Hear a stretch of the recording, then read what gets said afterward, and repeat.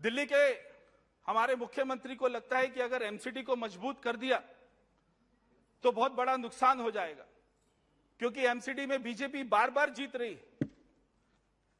Sir, fifth finance commission में क्या क्या रिकमेंडेशन थी मैं वो बताना चाहता हूं और क्या क्या दिल्ली सरकार ने नहीं मानी। फिफ्थ फाइनेंस कमीशन ने कहा कि एजुकेशन के लिए दिल्ली सरकार को एमसीडी को पैसा देना चाहिए, दिल्ली सरकार ने नहीं दिया। वो रिपोर्ट में कहा गया कि लोन को वेव करना चाहिए, दिल्ली सरकार ने नहीं किया। उसमें कहा कि इंटरेस्ट रेट को कम कर दीजिए, नहीं किया। उन्होंने कहा ट्रांसफर ड्यूटी और ये वो सारी जो आपने कमीशन बताए, जो सारी कमेटी बताई, उन्होंने भी कहा कि ट्रांसफर ड्यूटी को 3% से 5% कर दीजिए, दिल्ली सरकार ने नहीं किया। उन्होंने कहा कि सैनिटेशन का खर्चा वो आपको देना पड़ेगा, दिल्ली सरकार ने नहीं दिया। Sir, mid day meal, Delhi में एमसीडी 8 लाख गरीब बच्चों को पढ़ाती है, बिना पैसे लिए पढ़ाती है, उनको दोपहर का भोजन देती है। उस मिड डे मील का जब पैसा दिल्ली सरकार से मांगा तो मैं सदन को बताना चाहता हूं और आप सबको निंदा करनी चाहिए कि दिल्ली के मुख्यमंत्री ने वो पैसा कहां खर्च किया। जब वो तेलंगाना में सरकार बनी थी तब हमने सुना था कि वहां के मुख्यमंत्री ने 50 करोड़ रुपए अपना घर में लगाया।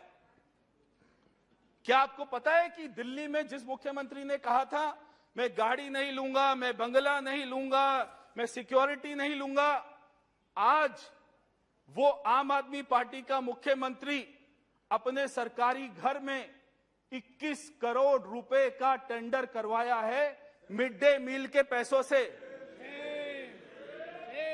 आज मुख्यमंत्री के घर में स्विमिंग पूल बन रहा है। आप हैरान मत होइए, मैं आपको सच्चाई बता रहा हूं, टेंडर हुआ है 21 करोड़ रुपया। Parvesh Singh ji, please avoid personal remarks please. Sir, personal क्या है इसमें? मैं तो बता रहा हूं कि सरकारी खर्च वो अपना खेती, दिल्ली के मुख्यमंत्री अपना खेती करके गेहूं बेच के नहीं लाए। वो दिल्ली का टैक्स पेयर का 21 करोड़ रुपया अपने घर में क्या वो स्विमिंग पूल बनाएंगे? उन्होंने कहा था मैं गाड़ी नहीं लूंगा, बंगला नहीं लूंगा। 21 करोड़ रुपया लग रहा है। और कौन सा पैसा लग रहा है? जो दिल्ली के गरीब बच्चों का मिड डे मील का पैसा था, वो पैसा वो लगा रहे।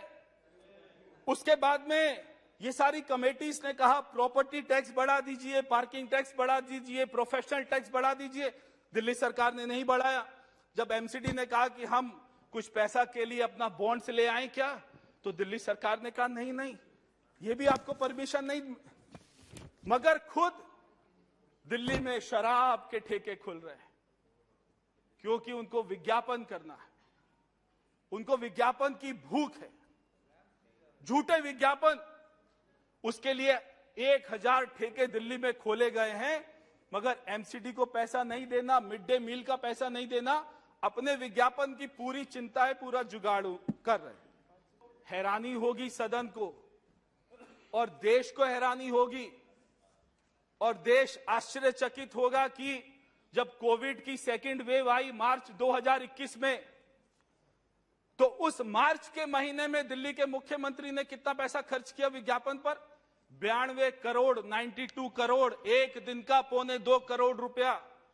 जब दिल्ली में डॉक्टर को सैलरी नहीं दे रहे थे, नर्स को सैलरी नहीं दे रहे थे, ऑक्सीजन प्रधानमंत्री जी दे रहे हैं, वो ले नहीं रहे।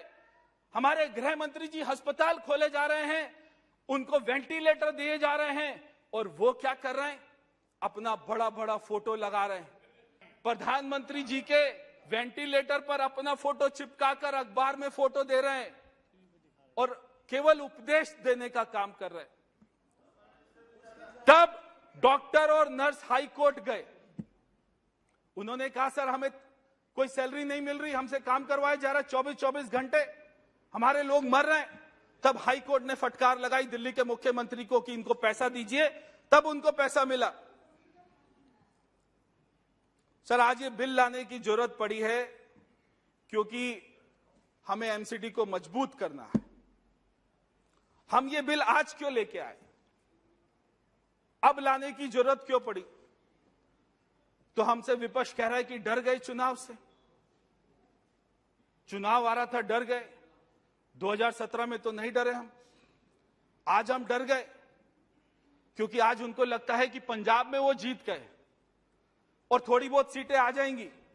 अगर 4 महीने बाद चुनाव होगा तो ये भी नहीं आएंगी और 4 महीने में उनकी पार्टी पंजाब में एक्सपोज हो जाएंगी, इसलिए वो डर रहे हैं। इसलिए वो कह रहे नहीं, आज ही चुनाव कराओ।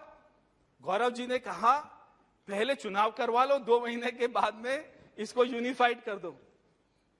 तो जब ये यूनिफाइड होगा तभी दोबारा चुनाव करवाना पड़ेगा। ऐसा थोड़ी ना हो सकता है चुनाव करवा लो उसके बाद में यूनिफाइड कर दो। हम नहीं डरे सर। दिल्ली के मुख्यमंत्री कहते हैं